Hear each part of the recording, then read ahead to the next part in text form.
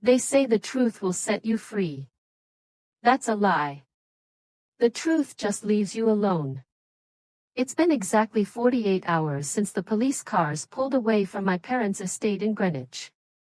48 hours since my sister screamed that she hated me. 48 hours since I saved my family from losing $15 million, and they haven't answered a single one of my calls.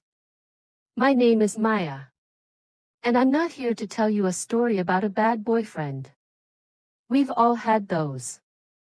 I'm here to tell you about a predator who wore a bespoke suit. A man who mirrored our deepest insecurities so perfectly that we thanked him while he picked our pockets. I'm going to show you exactly how I caught him. Not with a hunch. Not with a lucky Google search. But by pulling apart his digital life, pixel by pixel, until the monster underneath looked back at me. If you have a sister who is dating a guy who seems too good to be true, send this video to her. Don't ask. Just send it. Because the monsters don't look like monsters anymore. They look like saviors. To understand why my family fell for Julian, you have to understand the Miles family curse. We are addicted to exceptionalism. My father is a retired CFO. My mother is on 3 museum boards. My sister, Chloe, she was the exit strategy. The beautiful, Ivy League lawyer designed to marry power. And me? I restore old paintings. I spend my days with solvents and magnifying glasses, fixing cracks in 400-year-old canvas. I look for the truth beneath the layers of varnish. My family calls it a cute hobby. Enter Julian. The first time I met him, I actually liked him. That's the scary part. He didn't brag immediately. He listened. He asked me about my work. We were at dinner, oysters and Sancerre. Julian was talking about his company, Ether Logic. Quantum computing for supply chains. It sounds boring, but he made it sound like poetry. He turned to me and said, "You know, Maya, what you do is actually similar to what I do. You look for patterns in the chaos. You're an archivist of reality." I felt seen. For the first time in years, someone at that table respected me.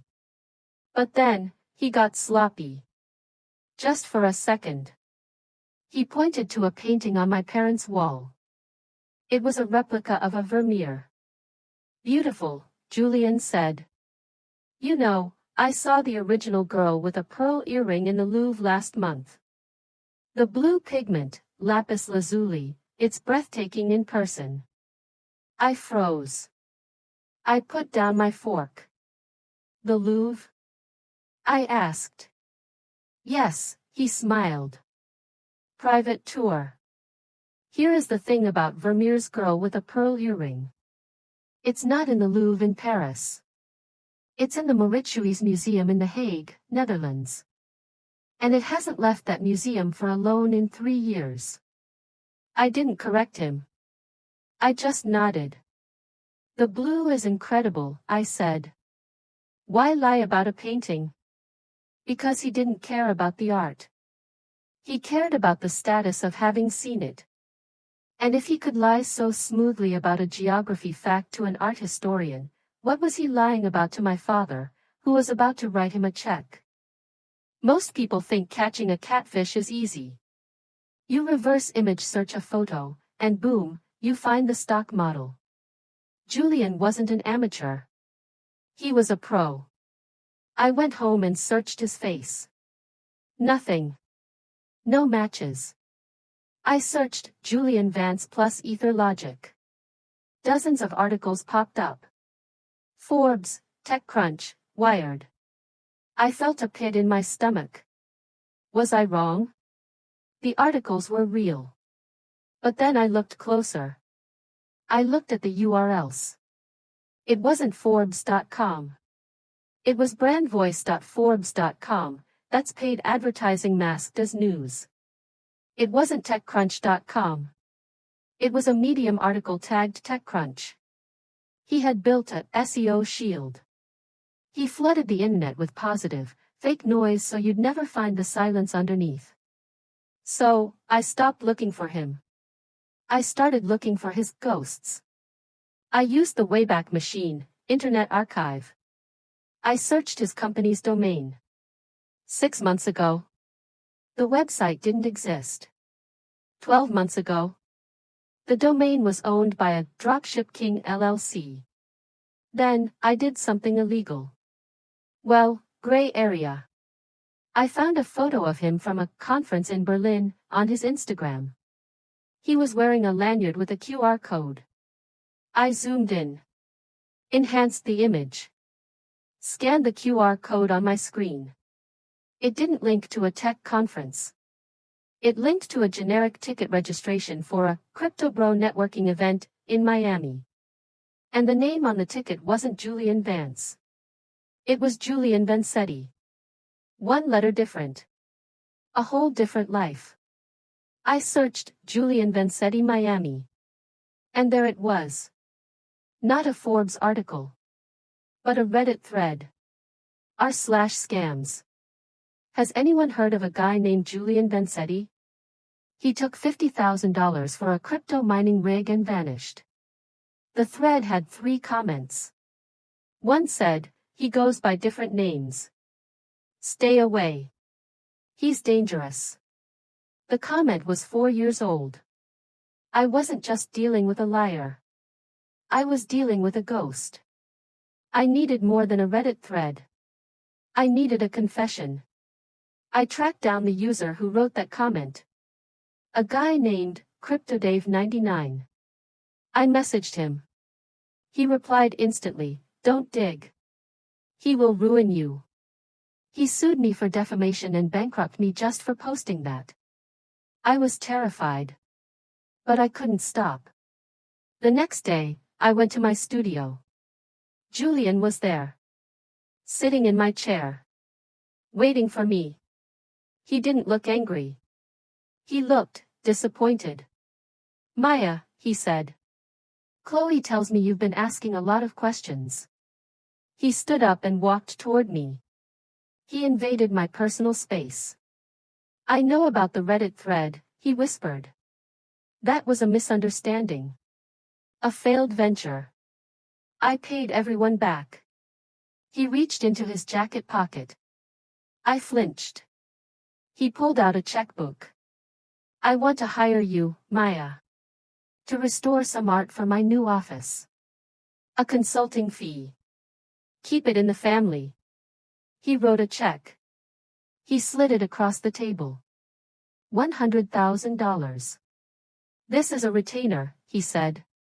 But it comes with an NDA. You stop digging. You let Chloe be happy. And you get to be the rich aunt. He wasn't denying it. He was buying me. He thought I was like them. He thought my silence had a price tag. I looked at the check. That money would solve all my problems. My student loans. My studio rent. For 10 seconds. I considered it. I'm not a saint. I considered it. Then I remembered his face when he lied about the Vermeer. The arrogance. I pushed the check back. Get out of my studio, I said. He laughed. Cold. Dead. You're making a mistake, Maya. No one will believe the failure of the family over the success story. I own the narrative, the engagement party. The Hamptons. I wasn't banned yet. Julian thought he had scared me into submission. He was wrong. I hadn't just been researching. I had been making calls. Remember Crypto Dave? He didn't want to talk. But his ex-wife did. And it turns out, Julian didn't just steal money. He had a fiancé in Miami. A woman he left with massive debt and a fake mortgage in her name. I didn't hack a projector. That's movie stuff. I brought a +1. During the toasts, Julian was holding court. My dad was crying tears of joy. I walked up to the microphone. I have a surprise for the happy couple, I said. Julian smiled, thinking I was capitulating. Thinking I was broken. I'd like to introduce an old friend of Julian's. Everyone, please welcome Sarah. Sarah walked in. She wasn't a ghost. She was real. She was shaking. She walked right up to Julian. The silence was so loud you could hear the ice melting in the buckets. Hello, Julian, she said. You never signed the divorce papers. The glass dropped from Chloe's hand. Shattered. Divorce papers? He wasn't just a scammer. He was still married. Julian tried to spin it. She's crazy. She's a stalker. But Sarah pulled out her phone. She played a voicemail. It was Julian's voice, from yesterday. Sarah, I'll wire you another $10K, just stay in Florida until the merger closes. Please. The audio echoed through the garden speakers. My father looked at Julian. The visionary. The future. And for the first time, my father saw him. A sweaty, desperate, average little conman. There were no handcuffs that night. Just lawyers. Lots of lawyers. Security escorted Julian out. But then, they escorted me out too. My mother grabbed my arm. Her nails dug into my skin. Why did you do it here? She hissed.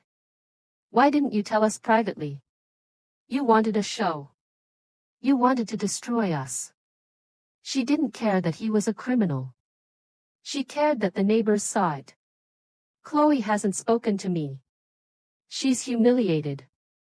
She feels stupid. And instead of blaming the man who lied to her, it's easier to blame the sister who pointed it out. I saved them. But I broke the illusion. And in my family, the illusion is worth more than the reality. So, I'm sitting here alone. I have my integrity. I have my truth. But I don't have my family.